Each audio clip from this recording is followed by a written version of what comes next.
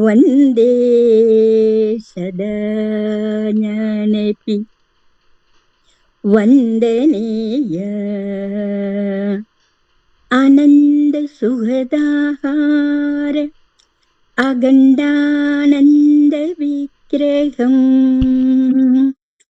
दयादिमदिसन्तुष्टम् वन्देऽहं मम सद्गुरुम् रागादिरोगान्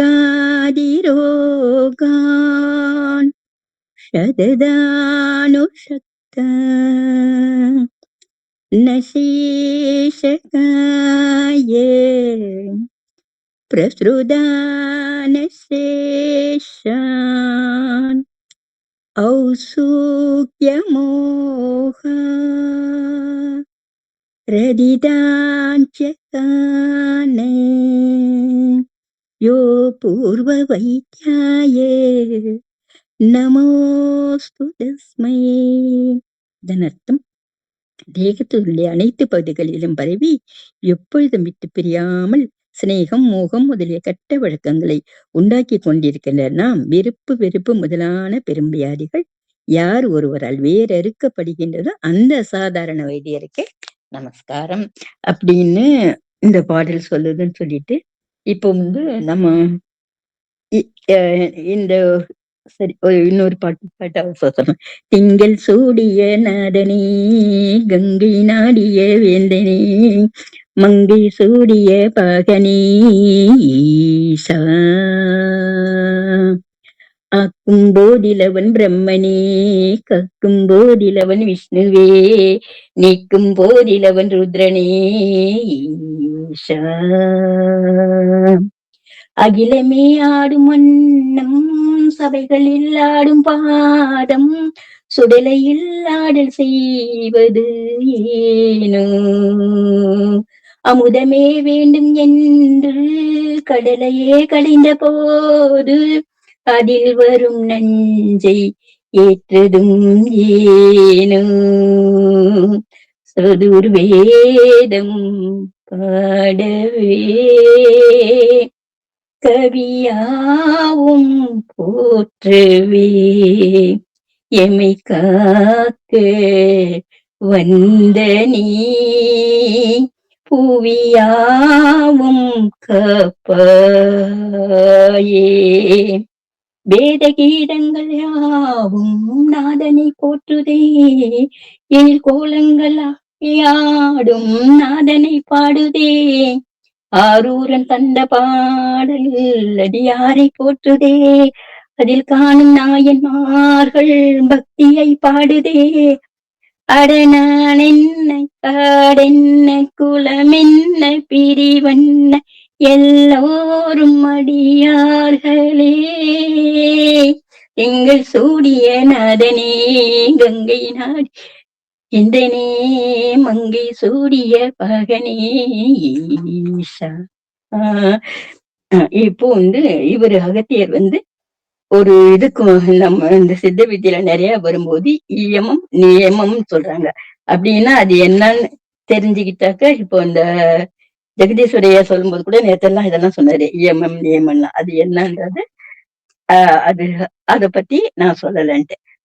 இயமங்கிறது என்னன்னாக்க, கொல்லான், பொய்க்கூறான், களவு இலான், நல்லான் நல்லான், அடக்கமுடையான், வல்லான், பகுத்து உண்பான், மாசு இலான், கல் காமம் இல்லான், இதெல்லாம் இயமம்னு சொல்லுது. இயமம் என்பது ஒழுக்க நெறியை கொண்ட 8 விதமான நற்குணங்களை, இப்ப நான் சொன்னது 8 விதமான நற்குணங்களை கொண்டது. அது பொய் களவு செய்யாதே, சுவைத்து உண்பதற்காக பல பல ஜீவன்களில் ஊனை எடுத்து உண்ணாதே, உடலை கொன்று உயிரை பிரிப்பது மட்டும் கொலையல்ல, மனங்களை சிதைத்து மனங்களை அழிப்பதுவும் கொலையே, மற்றவர்கள் துன்புறும் காரியங்களை செய்யக்கூடாது, தன்னுடைய காரியங்களை சாதித்துக் கொள்வதற்காக பொய் சொல்வது தற்காலத்தில் மலிந்து விட்டது. நீ சுகமாக இருக்க வேணும் என்பதற்காக மாட்டானின் மனதை மயக்கி ஏமாற்றாமல் நல்லவனாக இரு. அதாவது மனதாலும் சொல்லால், அது நம் பிதாஜி கூட சொல்லியிருக்காரு, மனதாலும் சொல்லாலும் செயலாலும் நல்லதே நினை நல்லதையே செய்ய நீரார். சரி, மிகப்பெரிய நிலையில் இருந்தாலும் அடக்கமுள்ளவராக இருப்பவருக்கு இது கிடைக்கும் அப்படின்னு சொல்லியிருக்காரு. மறுபடியும் என்ன சொல்லியிருக்காரு? கல் போதை போன்றவற்றை தவிர்க்க வேண்டும். இந்த எல்லா ஒழுக்க நெறிகளுக்கும் நிறைந்ததுதான் இயமம். இப்போ இந்த இயமத்தை யார் ஒருவர் சரியாக கடைபிடிக்கிறார்களோ அவர்களை இந்த யோகத்திற்கு தகுதியானவர்கள்ங்கிறாரு. நியமம்னா என்னன்னாக்க நிர்ணயித்தல். இந்த 8 குணங்களையும் விடாம நம்ம சரி பண்றதுதான் ஒரு ஹெட்டிங்ல இயமம் நியமம்ங்கிறாரு. சித்த வேதம் என்பது ஜீவனை பற்றியதாகும். இந்த ஜீவன் என்பது பிரகாசம் பொருந்திய ஜோதியாக நெருப்பாக இருக்கிறது. அந்த ஜோதி சுடரில் இருந்து வெளிப்பட்டு வெப்பக்காற்றாகிய வாயு சக்தி என்பதாக மாறி இந்த உடல் இயக்கத்தை நடத்தி கொண்டே இருக்கிறது. இந்த உடல் இயக்கமானது சரியாக செம்மனையை நடக்க வேண்டும் என்றால் இந்த இயமம் நியமம் விதிகளை நெறிகளை கட்டுப்படுத்தி நடக்கும் சித்த வித்தியார்த்திக்கு சித்த வித்தையில் கடைபிடித்து அதில் உள்ள ஜோதி சுடரை காண்பார் என கூறுகிறார். அதாவது நாம் அனுதினமும் 2 இடக்கலை பின்கலை 2ஐயும் சேர்த்து சுயமுனையில வச்சு நீ ஆனந்த ஜோதியை விடாம பாக்கிறதுக்கு இதுவும் இந்த இயமம் நியமத்தை கடைபிடிங்கன்னு சொல்றாருன்னு சொல்லி அதை முடிக்கிறேங்க. அனைவருக்கும் ஆத்ம நமஸ்காரம். உடம்புனுடைய சகலவிதமான பாகங்களிலும் பரவி எப்பொழுதும் விட்டு பிரியாமல் ஸ்நேகம் மோகம் முதலிய கெட்ட வழக்கங்களை உண்டாக்கி கொண்டிருக்கின்றான். ராகத்து வேசாதிகளான விருப்பு வெறுப்பு எனும் பெரும் வியாதிகள் யார் ஒருவரால் வேறொரு அறுக்கப்படுகிறதோ அந்த அசாதாரண வைத்தியருக்கே நமஸ்காரம். நாம நேத்திக்கு வரைக்கும் சித்த வித்தை அப்படின்னு சொல்லக்கூடிய அந்த சின்ன புஸ்தகத்தினுடைய முன்னுரையை பார்த்திருந்தோம். இன்னைக்கு அறிமுகம் அந்த பகுதியை தான் பார்க்க போறோம். அதாவது இந்த சித்த வித்தைய முதல்ல கண்டுபிடிச்சு இந்த உலகத்துக்கு அறிமுகம் செய்து வைத்தது அது சுவாமி சிவானந்த பரமஹம்சர் அப்படிங்கிறவரு. அவர் பிறந்தது வட மலபார் அப்படின்னு சொல்லக்கூடிய பகுதியில. இது முதலாக இவர் கண்டுபிடிச்சாரு அப்படிங்கிறதுக்காக வேண்டி இதுதான் ஃபர்ஸ்ட் டைமா இந்த உலகத்துக்கு அறிமுகமா இருக்குது அப்படின்னு சொல்லி நாம எடுத்துக்க வேண்டியதில்லை. இது காணாம போனதை தான் அவர் கண்டுபிடிச்சு கொடுத்தாரு. அவர் புதிதாக ஒரு வித்தையை இங்க கண்டுபிடிச்சு அறிமுகப்படுத்தல.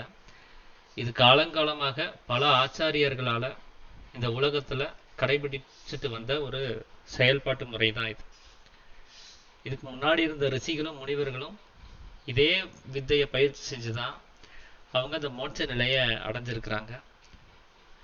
என்னன்னா அவங்களுடைய அந்த காலத்துக்கு அப்புறம் இது பலருக்கும் போய் சேராமல் போனதுனால இது உலகத்துல காணாமலும் போயிடுச்சு.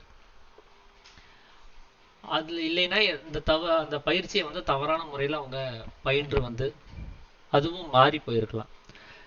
இந்த மாதிரியான நிலைமைகள் எப்பெல்லாம் உண்டாகுதோ அப்பெல்லாம் இந்த அவதாரம் அப்படின்னு சொல்லக்கூடிய இந்த அனுபவஸ்தர்களுடைய வருகையானது இந்த உலகத்துக்கு வரவே செய்து அப்படி அவங்க தன்னை உணர்ந்து தான் அனுபவிச்ச விஷயங்களை மக்களுக்கு தெரியப்படுத்தி அவங்களும் அந்த சமாதி நிலைமை இந்த மோட்சங்கிற நிலைமை அடையிறதுக்கான ஒரு விஷயத்த நமக்கு காட்டி கொடுக்கவும் செய்யறாங்க.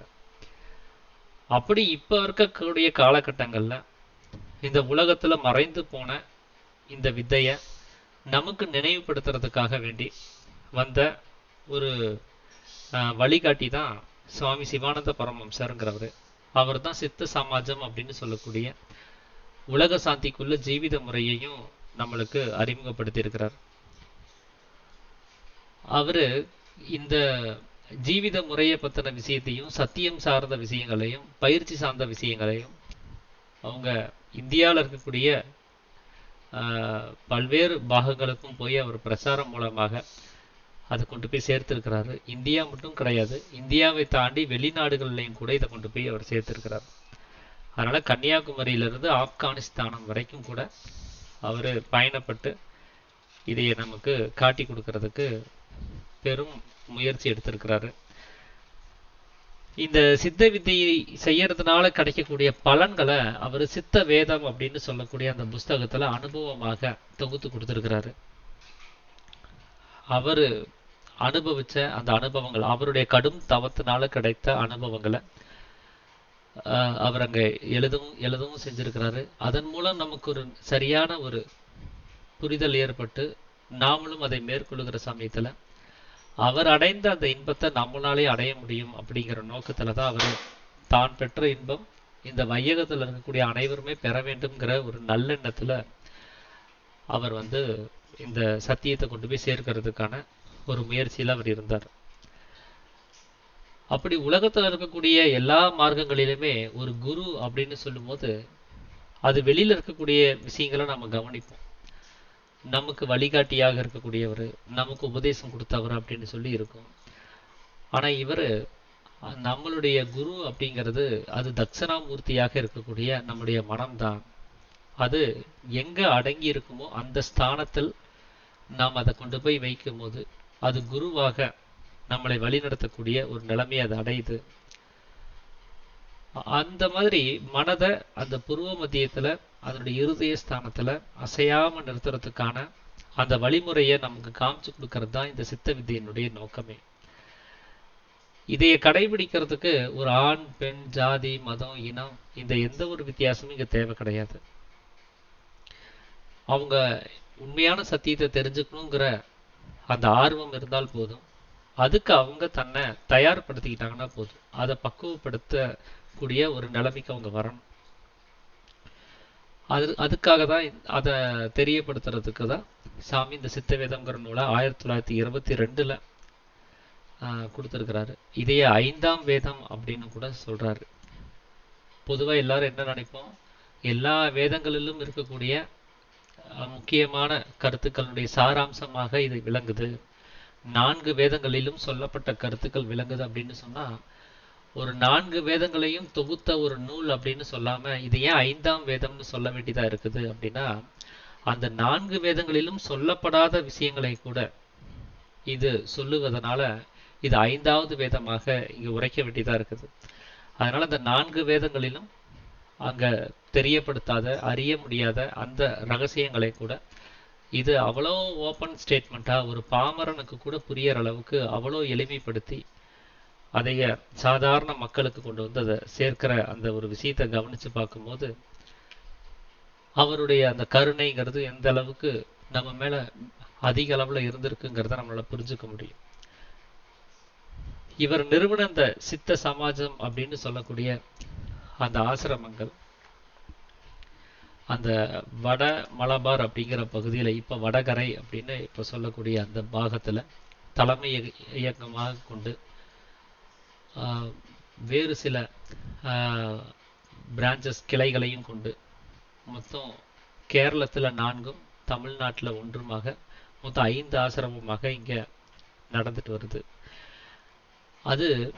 இது வெறும் பிரச்சாரத்தின் மூலமாக ஒரு புஸ்தகத்தினுடைய பதிப்புகள் மூலமாக மட்டும் இந்த சத்தியத்தை நம்ம கொண்டு போய் சேர்த்துட முடியாது. நாம கூடவே இருந்து அதை வாழ்ந்து காமிக்கிறது மூலமாகத்தான் இது இன்னும் அதிக அளவுல இது கொண்டு போய் சேர்க்க முடியும், இன்னும் சரியான புரிதலை உணர்த்த முடியும். அப்படிங்கிறதுக்காக அங்க ஆசிரமம் அப்படின்னு சொல்லக்கூடிய வகையில அந்த உலக சாந்திக்குள்ள ஜீவித முறைய வாழ்ந்து காமிக்கிற அந்த வேலையும் கூட அந்த ஆசிரமத்துல உள்ள இருக்கக்கூடிய ஆசிரமவாசிகள் அதை செய்யவும் செய்யறாங்க. சாமியினுடைய அந்த கொள்கைகளை அவங்க சரிவர பின்பற்றி ஒரு தற்சார்பு வாழ்க்கை முறையை மேற்கொண்டு யாருக்கும் அடிமை இல்லாமல், யாரையும் அடிமைப்படுத்தாமல் தன்னுடைய சுய ரட்சைக்கு தேவையான அந்த சம்பத்துகளை அவரவர்களாவே இங்க உண்டு பண்ணிக்க முடியும். பூர்ண சுதந்திரத்தை நம்ம உலகம் சார்ந்த விஷயத்திலையும் உள்ளார்ந்த விஷயத்திலையும் கூட நம்ம கொண்டு வர வைக்க முடியும் அப்படின்னு சொல்லக்கூடியது தான் இந்த உலக சாந்திக்குள்ள ஜீவிதம்ங்கிற ஒரு முறை. அதை அவங்க நமக்கு வாழ்ந்து காட்டுறது மூலமா கிட்டத்தட்ட ஒரு 100 வருஷமா அவங்க சக்சஸ்ஃபுல்லா அதுல பயணிச்சுட்டு போயிட்டே இருக்கிறாங்க.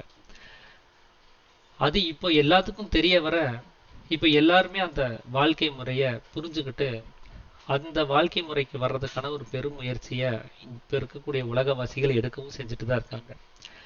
ஆனா அவங்க தங்களுடைய ஒரு அங்கத்தினராக, தங்களுடைய உறுப்பினர்களாக, தங்களுடைய மெம்பர்ஸாக யாரையும் அவங்க சேர்க்கணும்னு அவங்க விருப்பப்படுறது கிடையாது.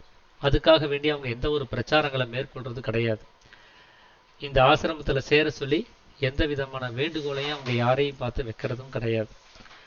அவங்க அவங்களுடைய வேலையை அவங்க சரியா செய்யறாங்க. அதை பார்த்து நாமளாக அதைய புரிஞ்சுக்கிட்டு அங்க சேர்றதுனாலும் விருப்பப்பட்டு நாம போய் அதை அணுகிறதுக்கான ஒரு வாய்ப்புங்கிறது உண்டாகுது. ஆனா என்னதான் நாம விருப்பப்பட்டு போனாலும், நமக்கு ஆர்வம் இருந்தாலும் அந்த தகுதிங்கிறது நமக்கு இருக்காங்கிறத அவங்க கவனிச்சு பார்த்துட்டு தான் அதுக்கு ஒப்புதலும் கொடுக்குறாங்க. இந்த உபதேசம் கூட அந்த மாதிரியான ஒரு முறையில கொடுக்கப்படுறது தான். சித்தவேதம் படிச்சுட்டோம், இது புரிஞ்சு போச்சு, சரியா இருக்குது, நானும் வாங்கிக்கிறேன் அப்படின்னு சொல்லிட்டு போய் அங்க நிக்க முடியாது. நமக்கு அந்த பக்குவப்பட்ட அந்த மனநிலைமை இருக்குதா, நமக்கு அந்த தகுதி இருக்குதா, நாம் அந்த வித்தையை சரிவர தொடர்ந்து செய்ய முடியுமா, அதனால கிடைத்திருக்கக்கூடிய அனுபவத்தை சரியான வகையில பயன்படுத்த முடியுமா, இதெல்லாம் கவனிச்சு பார்த்துட்டு தான் அந்த பெயரளவில் மாத்திரமே குருவாக இருக்கக்கூடிய அந்த உபதேசம் காட்டி கொடுக்கிறவரு தீர்மானிச்சு அவர் உபதேசத்தை கொடுப்பார். ஏன்னா மற்ற மார்க்கங்கள் எல்லாமே ஒரு குருன்னு சொல்லி ஒரு ஸ்தானம் இருக்கும். ஆனா இந்த மார்க்கத்துல குருங்கிற ஸ்தானம் தனித்துவமாக இல்லை. என்னதான் வெளியில இருக்கக்கூடிய ஒருத்தர் நமக்கு சரியான வழியை காட்டினாலும் கூட அந்த வழி சரிதான் அப்படிங்கிறத நம்ம மனம் அதை தீர்மானிக்காம நம்மளால அந்த வழியை எடுத்துக்கிட்டு பயணிக்க முடியாது. அது சரி அப்படின்னு சொல்லி உள்ளுக்குள்ளார இருந்து அந்த மனமானது நமக்கு சொல்லணும். அதனால்தான் மனம் இருந்தால் மார்க்கம் உண்டு அப்படின்னு சொல்லுவாங்க. அது மனசு வேண்டான்னு சொல்லிடுச்சுன்னு சொன்னா அது எவ்வளவு நல்ல விஷயமாக இருந்தாலும் நம்ம விலகி போயிடும். அது வேணும்னு சொல்லிடுச்சுன்னா அது எவ்வளவு கெட்ட விஷயமா இருந்தாலும் அதை நம்ம தொடர்ந்து பிடிக்க ஆரம்பிச்சிருவோம். ஸோ நம்மளுடைய அந்த பந்தத்துக்கு நாம ஒரு விஷயத்தை பற்றி பிடிக்கிறதுக்கு எது காரணமா இருக்குது அப்படின்னா மனசுதான் காரணமா இருக்கு. அது வேண்டான்னு சொல்லிடுச்சுன்னா அது வேண்டாம், பிடிச்சுக்கோன்னு சொல்லிடுச்சுன்னா பிடிச்சுக்குவோம். அதுக்கு பின்னாடி அது என்னவா நல்லதா இருக்கா கெட்டதா இருக்கா அதெல்லாம் எதுவும் தெரியாது. ஸோ மனம் போகிற போக்குல தான் எல்லாரும் இங்க வாழ்ந்துட்டு இருக்கிறோம். அது நமக்கு தெரியறது இல்லை. மனம் சொல்றபடி தான் இங்க நடந்துட்டு இருக்கிறோம். ஸோ அந்த மனமானது நமக்கு இந்த மார்க்கத்தை சரி அப்படின்னு சொல்லி நமக்கு சொல்லலைன்னு சொன்னா நாம யாரும் இந்த மார்க்கத்துல இங்கே இருக்க முடியாது. அதனால தான் சாமி மனமே நமக்கு ஒரு வழிகாட்டியாக இருக்கிறாரு. மனம் இல்லாமல் வேறொரு குருங்கிறது இந்த உலகத்துல கிடையாது. அதனால இந்த ஞானாசிரியர் பதவின்னு சொல்லக்கூடிய உபதேசத்தை காட்டி கொடுக்கக்கூடிய பதவிங்கிறது ஒரு வித்தையை காட்டி கொடுக்கிறவருக்கு பெயரளவில் மாத்திரமே இருக்குமே தவிர மற்றபடி அவருக்கு பூர்ண அதிகாரம், குருவுக்கான எந்த ஒரு அதிகாரமும் அவருக்கு கிடையாது. உபதேசம் வாங்கிட்டு போனவர் சரிவர செய்யறாரா இல்லையான்னு அவர் பின்னாடி போய் பார்க்க வேண்டியது கிடையாது. அவரை கண்காணிக்க வேண்டிய அவசியம் கிடையாது. ஏன்னா அவரவர்களை கவனிச்சுட்டு இருக்கிற வேலையை தான் இங்க நம்ம செய்ய வேண்டியது இருக்கு. அதனால தான் நாம் எல்லாருமே வித்தியார்த்திகள் அப்படின்னு சொல்றாங்க. வித்தியார்த்திகள் அப்படின்னா மாணவர்கள்னு அர்த்தம். யாருமே டீச்சர்ஸ் கிடையாது, எல்லாருமே ஸ்டூடெண்ட் தான். எல்லாருமே தன்னை அறியக்கூடிய அந்த படிப்பை படிக்கக்கூடிய மாணவர்கள் தான். ஆனால் டீச்சர் அப்படின்னு சொல்ற பொசிஷன்லாம் இங்க யாருக்குமே கிடையாது. அதனால தான் குரு சிஷியன்கிற ஒரு முறையை சாமி எடுத்துட்டோம் அப்படிங்கிறாரு. ஸோ அவருடைய மனமே உண்மையான குருவாக இருக்குது. அதைய நாம சரியான வகையில சாமி நமக்கு அதை புரிய வச்சு அந்த குருவை கொண்டு போய் நாம ஐக்கியப்படுத்தணும். மனம்தான் குரு அப்படின்னா அது எல்லா நேரங்களிலும் குருவாக இருக்கிறது கிடையாது. அது வெளியில இருக்கக்கூடிய இந்த உலகம்ங்கிற அவஸ்தையில இருக்கும்போது அகங்காரத்தோடு அது சேர்ந்து இருக்கும்போது அது குருவாக இருப்பது கிடையாது. அகங்காரம் எதை பதிவிலிருந்து ஞாபகப்படுத்துதோ அதன் பின்னாடி அந்த மனசு ஓடிட்டு இருக்கும்.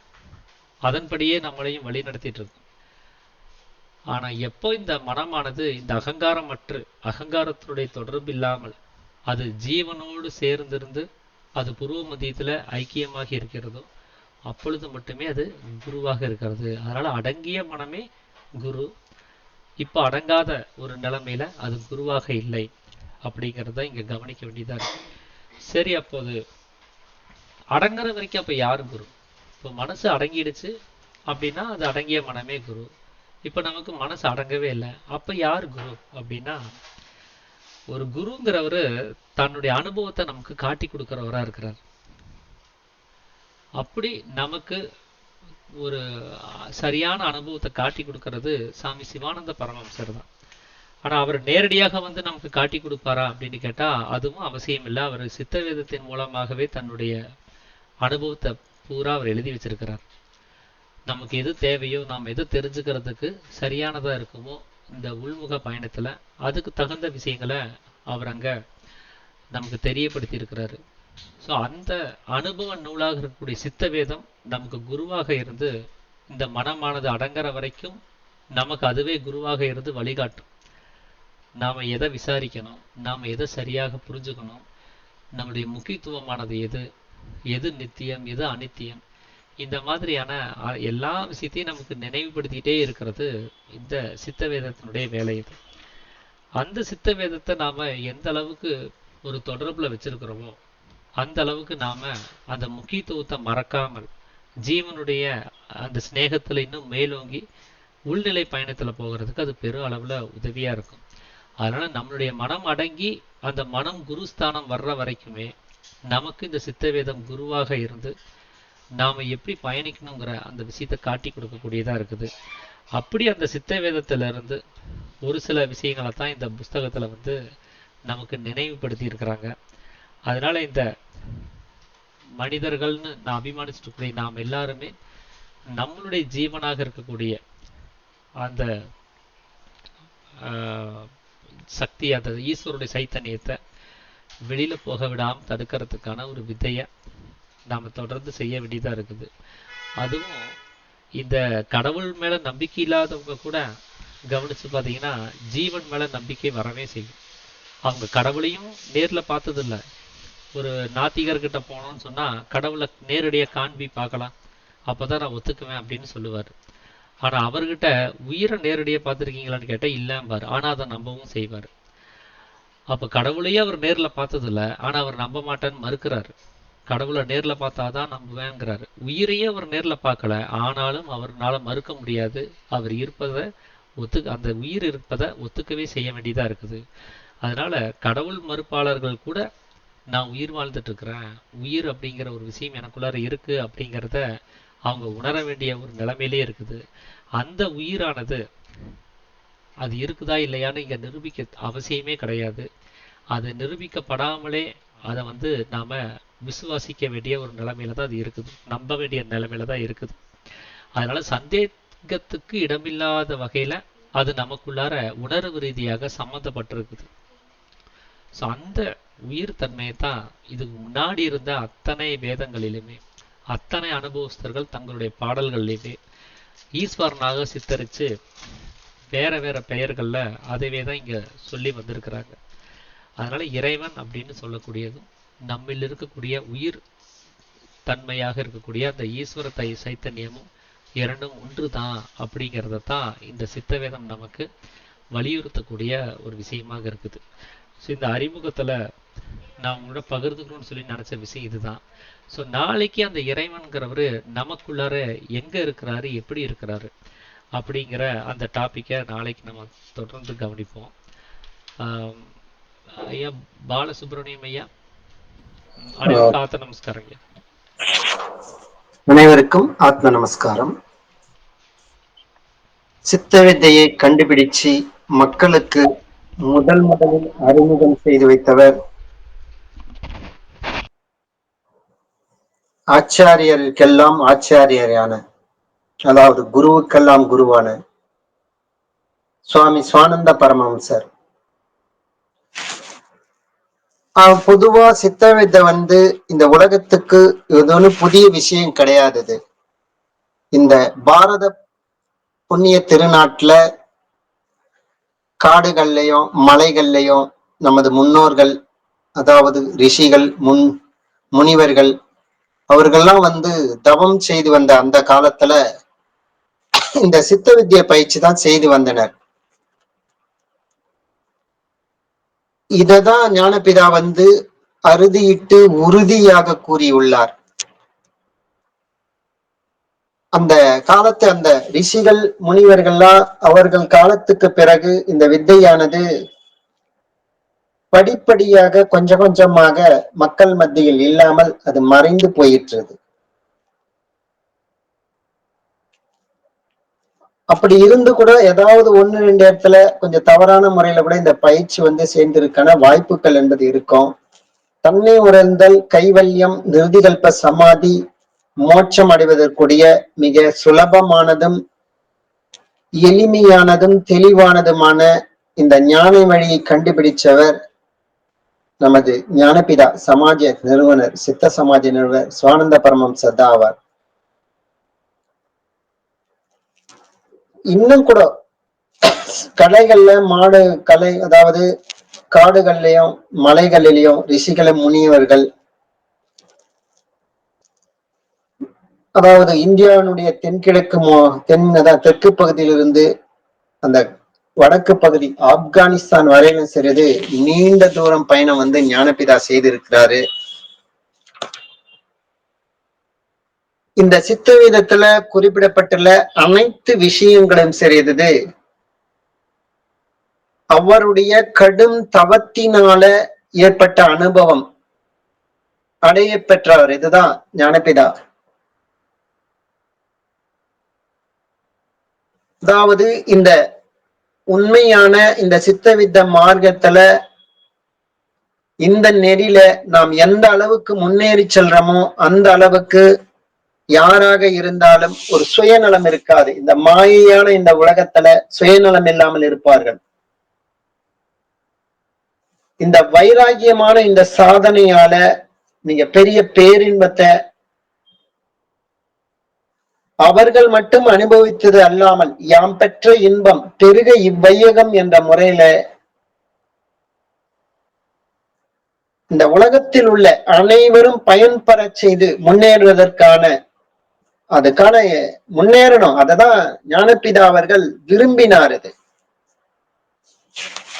பொதுவாக இந்த பக்தி யோகம் என்ற முறையில பாத்தீங்கன்னா உண்மைத்தன்மைக்கு எதிரான ஆன்மீக முறைகள், அதாவது சிலைகள் வழிபாடுகள், விரதம் என்ற முறையில பாத்தீங்கன்னாலும் ஒரு முரண்பாடான வழிபாடுகள், உண்மை தத்துவத்துக்கு அது புறம்பாகத்தான் இருந்திருக்கிறது.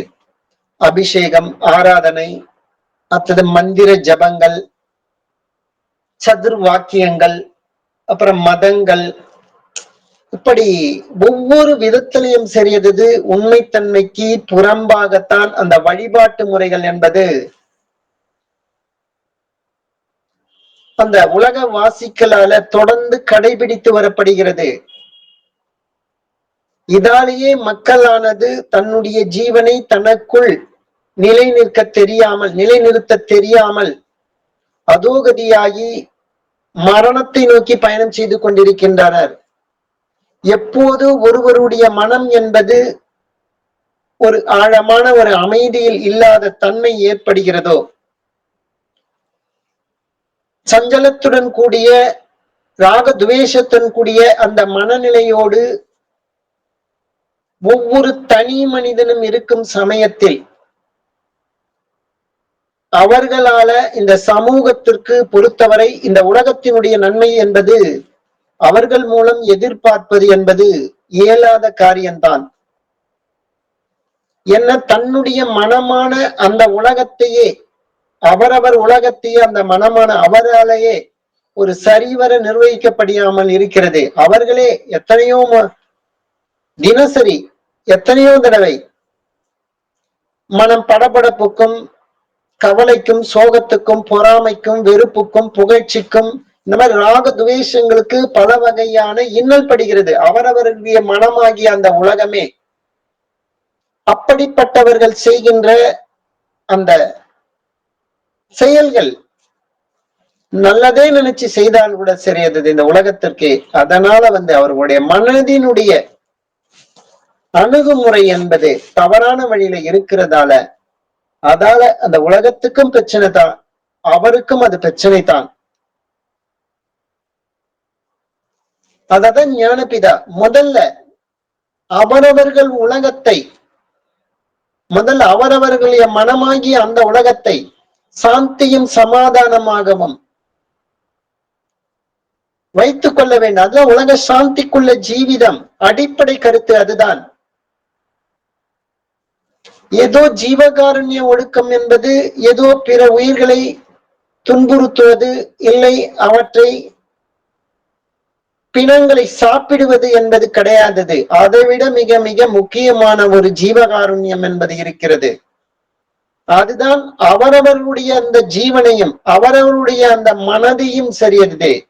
எந்த விதத்திலையும் விருப்பு, வெறுப்பு, கோபம், பொறாமை, படபடப்பு, கவலை, இந்த மாதிரி பல்வேறு விதமான உணர்ச்சிகளுக்கு அடிமைப்படுத்துவது அந்த ஜீவனையும் சரி, அவர்களுடைய மனதையும் சரியது.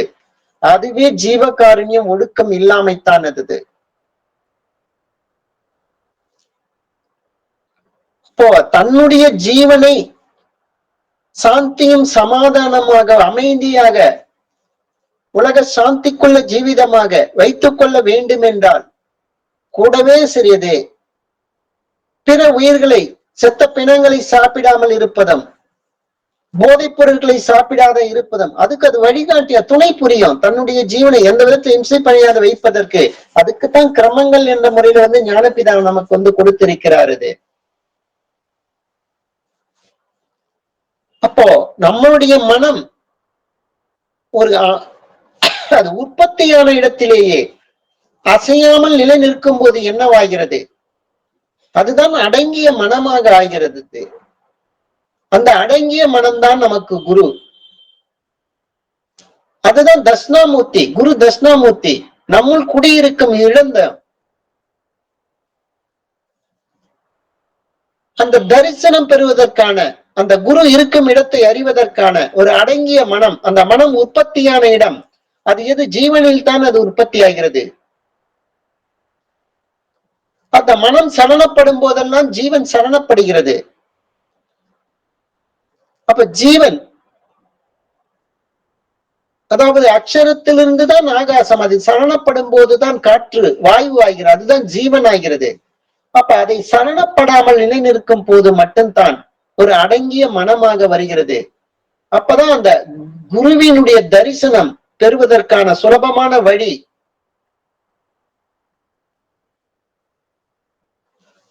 இப்போ யாராக இருந்த, ஆணாக இருந்தால் பின்ன, பெண்ணாக இருந்தால் என்ன, யாராக இருந்தாலும் இந்த ஞான மார்க்கத்தை ஞானபிதா கூறிய அந்த முறைப்படி சித்த வித்தை செய்தால் தன்னுடைய ஜீவனை தனக்குள்ளேயே மேலும் கீழும் நடத்தி வெளியில வியாபிக்க விடாமல் தன்னுடைய மனதை அது உற்பத்தியான இடத்திலேயே நிலைநிறுத்தி அந்த ஜீவனையும் அசைய விடாமல் நிலைநிறுத்துவதற்கு ஞானபிதா காட்டிய இந்த எளிய மார்க்கம், அது ஆணாக இருந்தால் என்ன, பெண்ணாக இருந்தால் என்ன, எந்த ஜாதியாக இருந்தால் என்ன, எந்த மதமாக இருந்தான, எந்த பாகுபாடும் தேவையில்லை. அவரவர்களுடைய விருப்பம் மட்டும்தான் தேவை. அந்த ஜீவன் மேல உண்மையான பக்தி, விசுவாசம் மட்டும்தான் தேவை. அது ஒன்று இருந்தாலே போதும். அது அவரவர்களுடைய அந்த மனமாகிய அந்த உலகம் என்பது சாந்தியும் சமாதானமும் என்பது இயல்பாகவே அது பெற்றுவிடும். அப்ப அதுக்குதான் ஞானபிதா நமக்கு வழிகாட்டி இருக்கிறார்.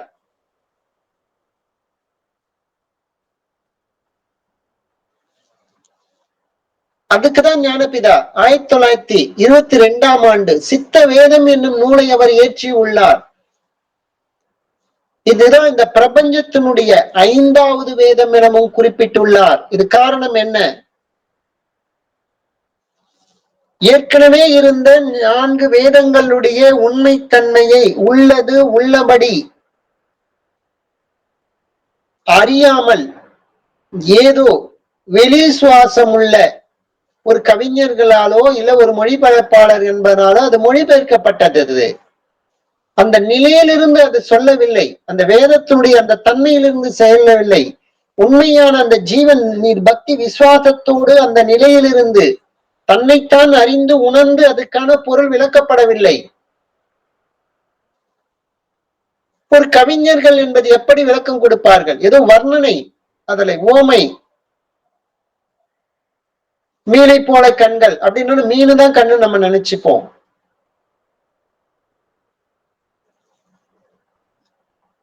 செவ்வாயான உதடு, அதுக்கு ஒரு எதனா உதாரணம், பழம் போல எதனா உதாரணம், அந்த பழத்தை நம்ம நினைச்சுப்போம்.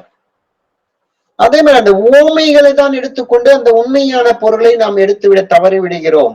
அது கவிஞர்கள் சரி, கவிதைக்கு ஒன்னால் ஒரு ரசனைக்கு முன்னால் பல்வேறுமான அதுக்கு இணையான ஒரு உதாரணங்கள் கொடுக்கலாம். ஆனால் இந்த ஆன்மீகத்துடைய இந்த உண்மை தன்மைக்கு அது கவிஞர்களால அந்த கவிதைகளாக புனை ஓமயம் என்ற மாதிரி அதெல்லாம் அதுல உருவேற்ற சொல்ல என்ன ஆகுதுன்னா, அந்த மெயினான அந்த கருத்தை நம்ம கோட்டை விட்டுறோம்.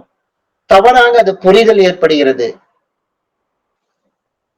அந்த மாதிரிதான் இந்த வேதங்களுக்கு பல்வேறு விதமாக மொழிபெயர்க்கப்பட்டதால அது உண்மைத்தன்மை அறிந்த அந்த நிலையிலிருந்து மொழிபெயர்க்காமல் இருக்கிறது. அது உண்மைத்தன்மை புறம்பாகிவிட்டு அதை படித்து படித்து படித்து அந்த ஆன்மீகம் என்பது தவறான பாதையில் போய்விட்டது.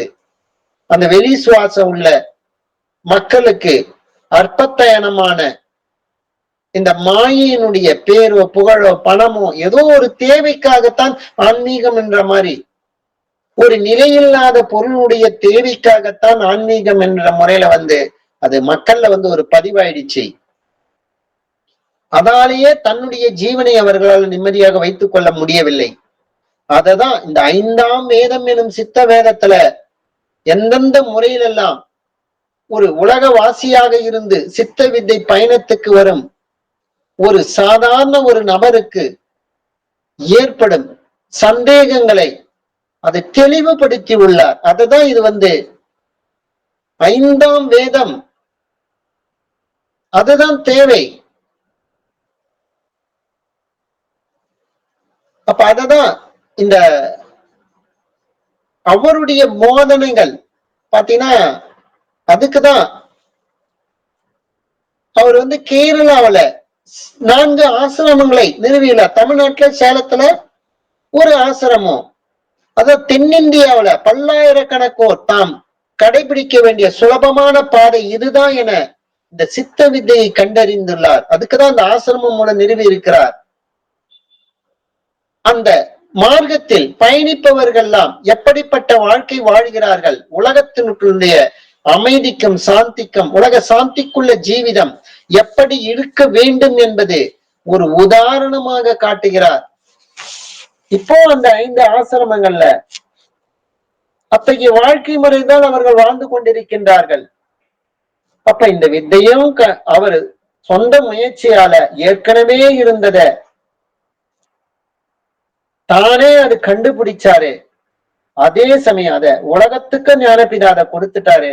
கூடவே அந்த எந்த மாதிரி இந்த சித்த வித்தைக்கான வாழ்க்கை, இந்த சித்த சமாஜியத்தோட வாழ்க்கை எப்படி இருக்கும் என்பதும் ஒரு உதாரணமாக கேரளாவுடனாலும் தமிழ்நாட்டுல ஒரு ஆசிரமம் 5 ஆசிரமம் மூலமாகவும் இப்படித்தான் இவருடைய வாழ்க்கை இருக்கும், இதுதான் உண்மையான இந்த மார்க்கத்தினுடைய வாழ்க்கை என்பதை அதுக்கு உதாரணமாகவும் காலங்களுக்கும் இருக்கும் வரை ஞானத்தில் நிறுவி வைத்திருக்கிறார், நிரூபித்தும் காட்டியிருக்கிறார். அதே சமயம் இந்த சுவாமிகளுடைய கொள்கைகளை கடைபிடிப்போர் பெருமளவில் உள்ளனர். அவர்கள் ஆங்காங்கே இந்தியாவில் எல்லா இடங்களும் அது பரவலாக உள்ளனர். அது வெளிநாட்டில இருக்கிறாங்க. அப்ப அப்படிப்பட்டவர்கள் சாதாரண அது உலக வாசிகளோடு ஒரு தனித்தன்மையாக அவருடைய பழகுதல் எல்லாரும் ஒரு சர்வசாதாரண இருக்கிற மாதிரி தெரியும். ஆனா தனக்குள்ள தன்னுடைய ஜீவனை வெளியில வியாபிக்க விடாமல் தனக்குள்ளேயே நிலைநிறுத்தி அவருக்குடைய வாழ்க்கை சித்த வித்தியார்த்தியுடைய வாழ்க்கை ஒரு தனித்துவம் பெற்றதாகத்தான் இருக்கிறது. ஏதோ இந்த சித்த வித்தை மார்க்கம் என்பது ஏதோ இந்த உலகத்தை விட்டுட்டு ஏதோ காட்டுல போயிட்டோ ஒரு மலையில போயிட்டோ செய்யக்கூடிய இது தவ முறை என்பது கிடையாதது. உலகத்தில் இருந்து கொண்டே அதே சமயம் உபஜீவனத்துக்காக எடுத்துக்கொண்ட பொறுப்பு மனைவி, மக்கள், பெற்றவர்கள், சமுதாயத்துக்கு அதையும் நிறைவேற்றலாம். என்ன ஒரே ஒரு இந்த மார்க்கத்தில் இருப்பதற்கான சதா நமக்குள்ள அந்த ஜீவனை வெளியில விடாம உள்ளுக்குள்ளேயே மேலும் கீழும் நடத்த வேண்டும். இதுதான் தன்னுடைய ஜீவன் தான். அதில்தான் அந்த ஈஸ்வர தன்மை என்பது இயல்பாக இருக்கிறது. அதைதான் உணர வேண்டும். அதை உணர்ந்தால் தான் அதுதான் உண்மையான ஞான மார்க்கம். அதுதான் ஞானபிதா. வெளியில எங்கெங்கயோ தேடினாலும் சரி, இதெல்லாம் கிடைக்காது. தனக்குள் தேடினால்தான்.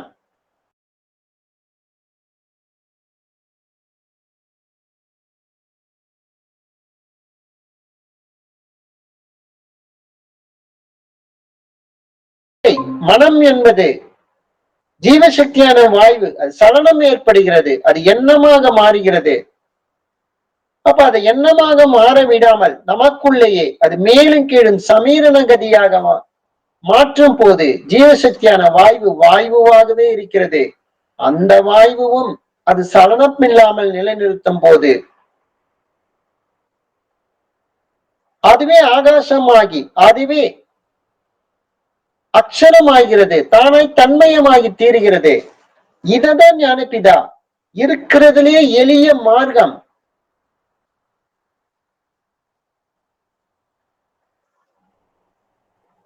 அதுக்குதான் அப்படிப்பட்ட வித்தை பெற்றவர்தான் உலகத்தோடு இருந்த வாழ்ந்தாலும் சரி, தனக்குள்ளேயே சதா பிராணாயாமம் என்ற முறையில இந்த மாதிரி நடத்துவதன் மூலம் அவர்களும் இந்த நிலையை அடைய முடியும், தன்னை உணர முடியும் என்பதை தான் ஞானபிதா உணர்த்துகிறார். இதே இந்த மார்க்கத்துலதான் மனிதனாக பிறந்தவர் அடிப்படை தகுதி இந்த கதியை நடத்த தெரிஞ்சா போதும், வேற எதுவும் தேவையில்லை. இதையே சதா இதுக்குன்னு பெரிய PhD படிக்கணும்னு அவசியம் கிடையாது. இல்ல சமஸ்கிருதம் தெரியணும்னு தெரியாது, வேதங்கள் தெரிந்திருக்கணும்னு அவசியம் கிடையாது. அவரவருடைய இந்த ஜீவன் அதோகதியாகி வெளியில வியாபிக்கக்கூடிய அந்த ஜீவனை தனக்குள்ளேயே அது அசையாமல் நிலைநிறுத்த தெரிய வேண்டும். மேலும் கீழும் உள்ளுக்குள்ளேயே நிலைநிறுத்த வேண்டும், நடைபெற செய்ய வேண்டும். இது எளிமையான மார்க்கம், இதுதான் உண்மையான மார்க்கம். இதை நடத்தினாலே போதும், நீ உலகத்தை விட்டு எங்கேயும் போக வேண்டாம். இதுவே உன்னை அந்த உயர்ந்த நிலைக்கு அழைத்து செல்ல என்பதை ஞானபிதா வலியுறுத்துறாரு. அப்ப இதை பெறுவதற்கு உண்மையான ஜீவன் மேல பக்தியும் விசுவாசம் என்பது தான் வேணும். இந்த ஆர்வமும் தகுதியும் உடையவர்களுக்கு மட்டுமே இந்த சித்தவித்தை உபதேசம் வழங்க விரும்பினார். இப்ப ஆர்வம் இல்லாதவர்கள் எப்படியும் அதோகதியா தான் விடப்படுறாங்க, அவர்களுக்கு ஒரு பயனும் கிடையாதது.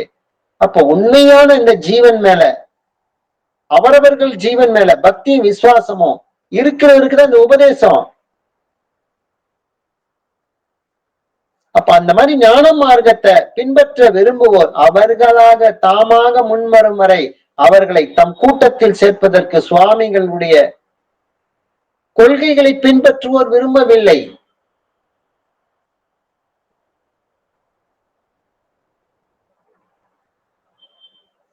அப்படிப்பட்டவர் தாமாக தனக்கு ஒரு ஞான ஆசிரியர் பதவியை ஒரு கணமேனும் விரும்ப மாட்டார்கள். ஏனென்றால் ஞான ஆசிரியர் பதவி என்று ஒன்று கிடையாது, அந்த மாதிரி கிடையாது. குரு என்பது யாருமே கிடையாது. அவரவர்களுக்கு அவரவர்கள் மனம்தான் குரு.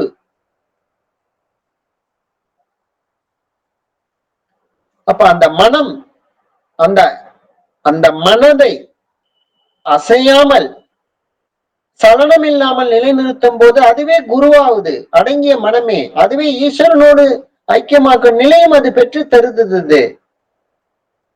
அப்ப இந்த மார்க்கத்தில் பயணிப்பவர்கள் அப்ப உலகவாசியோடு எல்லா விதயத்திலையும் பார்த்தீங்கன்னா அவர்களுடைய நிலை இருக்க முடியாது. ஏன்னா அவர்கள் கதி என்பது அதோகதி, வெளிமுகமான பயணம். அப்ப சித்த வித்தியார்த்திகள் அவர்களுக்குள்ள அந்த சுவாமிகளை கொள்கையை பின்பற்றாதவர்களை சேர்ப்பதற்கு விரும்பவில்லை. ஏன்னா அவர்களோட ஒன்னும் வாழ்வார்கள். ஆனா அவர்களுக்கு அவர்கள் சொல்வதை எல்லாம் அதோகதியாகக்கூடிய அந்த பக்தி யோகத்தை நல்லா போக மாட்டார்கள். ஏன்னா ஜீவன் அதோகதியாகக்கூடிய நிலை என்பது அவர்களுக்கு தெரியும். தன்னுடைய ஜீவனை காப்பாற்றிக் கொள்வதில் சித்த வித்தை பெற்ற உறுதியாக இருப்பார்கள்.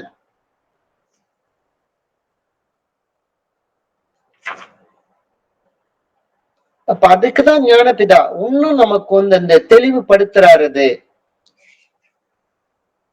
உணரப்படாததும் காணப்படாதமான ஒரு பொருள் இருக்கிறது. அது எப்படின்னு பார்த்தா பாலினுள் நெய் இருப்பதை போல அது இருக்கிறதுன்றாரு. அது எதுன்னு பார்த்தீங்கன்னா பிரம்மம் என்ற வார்த்தையை நாம் ஏற்றுக்கொள்ளத்தான் வேண்டி இருக்கிறது. பாலிலும் நெய் இருப்பது போல அது இருக்கிறது. அப்ப அதுக்காக பல்வேறு இனங்கள் மற்றும் மதங்களை சார்ந்த மக்கள் தங்களுடைய மறை நூல்களிலும் கடவுள் பிரம்மா, ஹரி, ஹரன் என்று பல்வேறு தெய்வங்களை தங்களுக்குள் இந்த மாதிரி அந்த மறை நூலை உண்மையாக அறியாமல் பல்வேறு உருவம் உள்ளதாக அவர்களுக்குள்ள தங்களுக்குள்ள அது போராடுகிறார்கள்.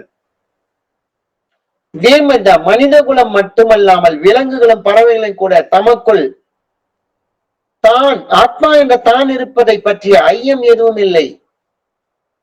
நான் தான் அது உயிராக இருக்கிறேன், அவற்றை உணர்கிறேன்.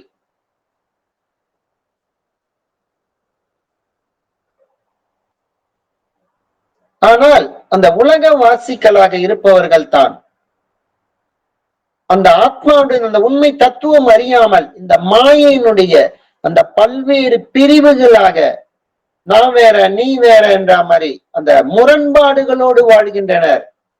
ஆனால் இந்த சித்த வித்தை இந்த மார்க்கத்துல கேட்பது, காண்பது, அறிவது எல்லாமே தன்னுடைய அந்த ஜீவனுடைய அது பிரதிபலிப்புத்தான். அதை உணர்ந்ததால எல்லாமே தன்னுடைய உயிராகவே நான் நீ என்ற அந்த பேதம் இல்லாமல் தன்னுடைய அந்த உயிராகவே நினைக்கக்கூடிய அந்த தன்மை என்பது இயல்பாகவே அது ஏற்படும்.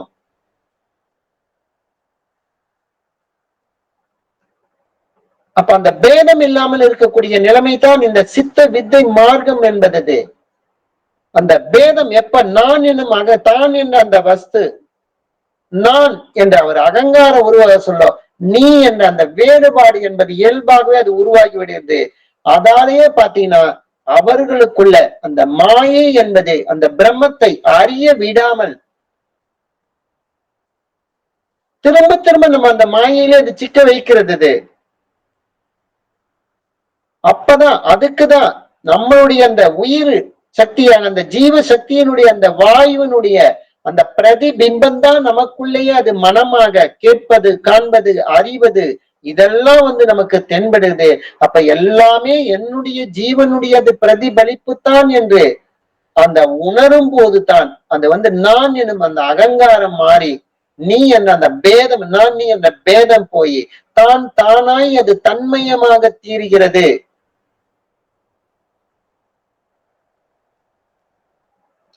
இதுதான் ஞானபிதா.